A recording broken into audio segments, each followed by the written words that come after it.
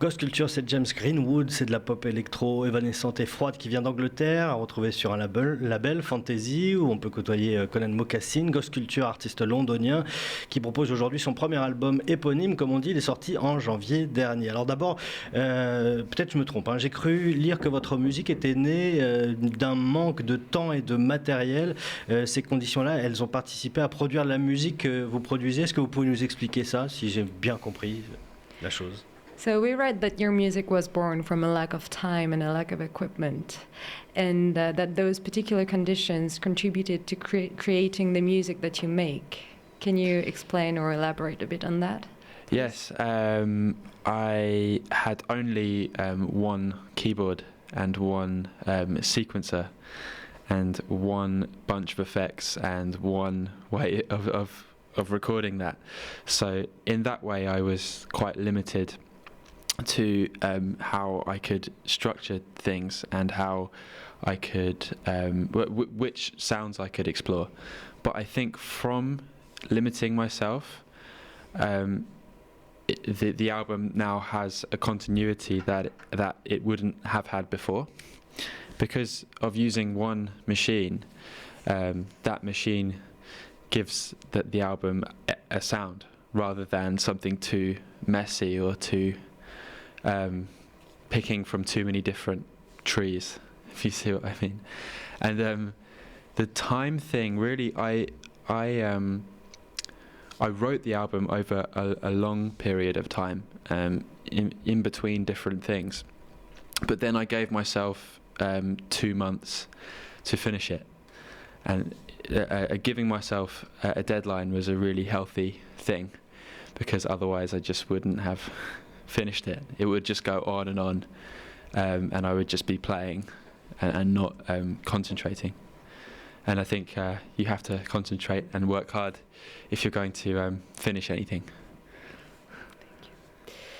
Donc pour la première question, on va décomposer la réponse en 2 temps, à savoir d'abord le manque de matériel. Et c'est vrai que quand il a travaillé sur l'album, il n'avait qu'un seul clavier, un séquenceur, une seule série d'effets et une seule borne pour enregistrer.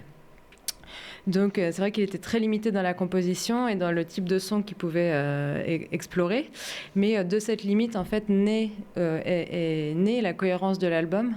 Et c'est vrai que le fait de n'avoir qu'une seule machine confère à l'album un son particulier qu'on va retrouver de bout en bout. Par rapport à la limite de temps maintenant, l'écriture de l'album a pris elle-même beaucoup de temps. Il ne s'est pas du tout limité, il avait d'autres projets, mais il y a un moment où il s'est donné 2 mois pour terminer, pour tout finir. Et ça a été quelque chose qu'il estime avoir été très sain, parce que sinon il aurait pu continuer à l'infini sans jamais s'arrêter. Et donc voilà, se donner une deadline de 2 mois, c'était ce qu'il y avait de mieux à faire.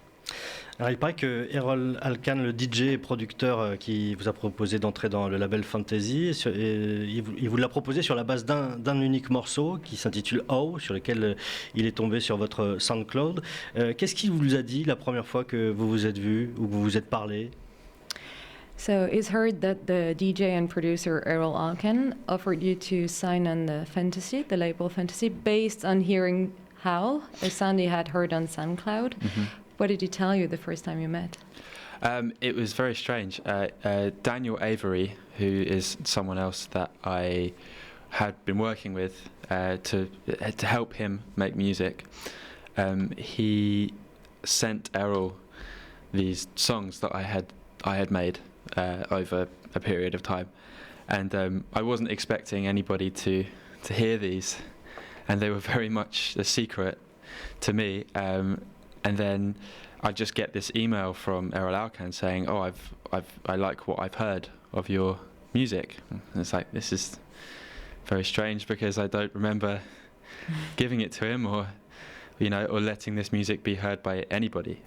But I was very, very pleased that I had heard this from him, and we continued to talk about the possibilities and what could happen. But he always says that he wanted to work with me because of that one song, which was called How, and I still don't really know why. Donc c'est très étrange en fait, c'est pas exactement ce qu'on vient de dire, si j'ai bien compris, c'est que Ghost Culture avait travaillé avec quelqu'un qui s'appelle Daniel Avery. Il l'avait aidé un peu dans sa production de musique et c'est lui, Daniel, qui a envoyé des sons à Errol sans que lui-même ne le sache. Et un jour, Alken le contacte, lui envoie un mail en lui disant que il aime beaucoup ce qu'il fait. Et lui il se dit mais qu'est-ce que c'est que cette histoire? Je me souviens pas du tout avoir envoyé de son et je n'ai pas partagé ça en fait. Donc ça a commencé comme ça. Évidemment, il était très flatté et très content d'entendre ça. Puis c'est comme ça qu'ils se sont mis à travailler. Et à chaque fois, c'était vraiment ce morceau qui revenait comme étant le déclencheur, quoi. Alors, de Errol Alkan, vous dites que vous partagez la même conception de la musique. Quelle est cette conception commune que vous avez avec le fondateur de Phantasy Records et quelle relation vous entretenez avec lui? Okay, so we've heard that you said you have the same conception of music with Alkan again. So what relationship do you have with this similar conception of music, and what is this similar conception of music?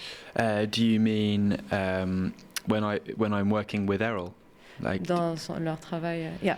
Okay, yeah. He asked me to help him just with a few technical things. I mean, he's very what's the word? He's very good with that stuff, with the technical side, and that's what I learned from him more than anything. With my album, I had finished and written all the music before taking it to Errol, and with his stuff, it was starting from scratch, you know. So with me, he'd help me with the technical side, the mixing, the sonic stuff. I don't know how to explain that. With his stuff, we'd very much be playing with a few ideas from scratch, but he would be the main writer for that. I would just be there to help with anything technical. Donc c'est surtout sur un plan technique qu'ils collaborent et qu'ils peuvent s'aider. Notamment, c'est vrai que lui, c'est ce qu'il reconnaît chez Errol comme étant son don tout particulier, c'est tout ce qui est l'aspect technique. Et c'est vrai qu'il a appris beaucoup de lui sur ça. Il est arrivé avec sa musique avec rien au niveau technique qui ait pu être travaillé à ce moment-là. Et à partir de là, ils font tout ensemble. Et c'est vrai que Errol, lui apporte une vision et des compétences que lui n'a pas dans tout ce qui est mixage, etc. Alors, vous avez appris la musique dès 8 ans avec la clarinette, le saxophone. Quelle place jouent ces instruments dans vos compositions électro aujourd'hui? So you started studying music at the age of 8 with the clarinet and saxophone. Mm-hmm. Do those instruments play a part in your compositions, the music you make today? I would say they play a part in as much as they were the first things that got me excited about music in general, and playing in front of people as well, performing it was something that I always did in groups or on my own with the clarinet and saxophone. I think it was good to learn in a traditional sense with those things, because it's taught me perhaps about a few arrangement rules, because unfortunately in music there are rules in as much as there's 12 notes and there's chords and this kind of stuff, and learning those instruments definitely taught me some important musical lessons, and as I'm keeping writing, I'm going to bring in the saxophone more and more.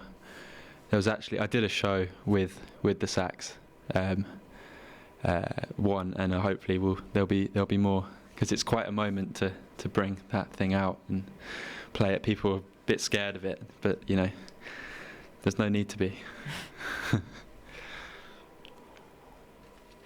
Alors, dans la mesure où ces deux instruments ont été les premiers éléments qui lui ont apporté vraiment une forme d'engouement et d'excitation par rapport à la musique, et aussi dans la mesure où c'était avec ces instruments qu'il a qui a performé pour la première fois en public, il l'accompagne toujours. C'est c'est l'origine de son apprentissage de la musique. Et puis il y a aussi le côté théorique. Avec ses instruments, il a pu apprendre les règles de la musique, les notes, les portées, etc. Et malgré tout, il y a des règles et c'est important de les connaître. Donc là, il y a aussi, à mesure qu'il écrit, là, il incorpore de plus en plus le saxophone, notamment. Il en a même joué une fois sur scène. Il a vu que le public était un petit peu perturbé, mais il dit qu'il n'y a vraiment pas de quoi avoir peur et qu'il va essayer de le faire de plus en plus. Alors, sur la pochette de votre premier album, vous êtes plongé dans la pénombre. Vos compositions sont assez froides. D'ailleurs, l'une d'elles s'intitule Glacier. Dans quel état d'esprit étiez-vous au moment d'écrire et quels sentiments vous cherchiez à exprimer? So on your cover of your LP, you're shrouded in darkness. We can also say that your compositions are quite cold. One of them is even entitled Glaciers. So what state of mind were you in when you were composing that music, and which feelings were you trying to convey, to express? I think the album very much brings out me. I'm being myself on this record. I don't think it was a particularly dark time or anything like that, or I don't think I'm particularly a misery or anything like that. I just like to explore those things, I think, as much as anybody does. And it just so happens that the songs that I chose to put on the album didn't have, most of them are that way rather than uplifting or up, as I would say, or completely happy. Maybe there'll be more of those moments as I keep writing. I think, I hadn't really put the glaciers and the cold thing together before, but people have said, your music can sound cold as opposed to warm and friendly. It can sound a bit cold, which is I'm fine with that.